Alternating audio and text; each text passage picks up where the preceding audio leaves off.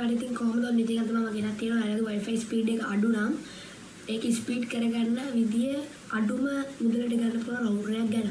මේ තියෙන්නේ ඒ රවුටර් එක මෙන්න මේ රවුටර් එකෙන් පුළුවන් ඔයාලගේ ස්පීඩ් එක ස්පීඩ් net එකෙන් බැලුවාම 30ට විතර තියෙනවා නම් මේක ඒක 200ක් විතර කරනවා. මගේ ගේන්නේ 75යි. ෆයිබර් උනාට ඒ කියන්නේ ෆයිබර් වගේ අලුත් රවුටර් අලුත් කරපු නිසා දැන් 75යි එන්නේ. SLT එකේ දැන් ඔයාලට පේනවා මෙන්න මේක ගාවම මට ස්පීඩ් එක 200 ගාණක් ආවා 235ක්. අපි බලමු දැන් මේක සෙටප් කරගන්නේ කොහොමද කියලා.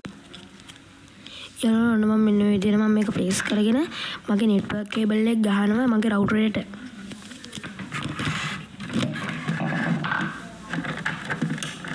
ඊට පස්සේ මම මෙන්න මේ විදිහට මගේ පවර් කේබල් එක ගහනවා.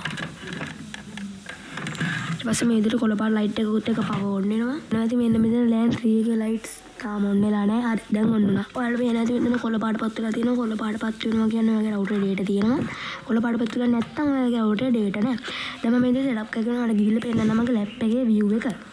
හරි යාළුවනේ දැන් ඔයාලට මේ පේන්නේ මෙන්න මෙතන status එක ඔයාලට පේන්නේ නැති මේකේ 2.4G සහ 5G network තියෙනවා. මම මේක ස්පීඩ් එක මනින වීඩියෝ එක මම ඊළඟ වීඩියෝ එකෙන් දාන්න.